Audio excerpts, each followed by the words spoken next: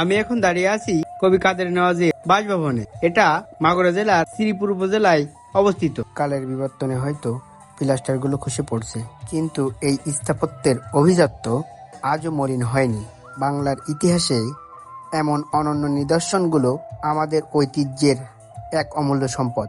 ভেতরের এই খিলান আকৃতির দরজা আর চুনচুরকির কারুকাজ দেখে মুগ্ধ হতে হয়। পোড়ামাটির ইটের গাঁথুনি আর রোদে পোড়া এই প্রাচীন দেয়ালগুলো যেন ইতিহাসের সাক্ষী হয়ে দাঁড়িয়ে আছে। জরাজীর্ণ এই বারান্দা দিয়ে যখন আলো ছায়া খেলা করে, মনে হয় যেন আমরা কোনো এক টাইম মেশিনে করে কয়েকশো বছর পেছনে চলে এসেছি।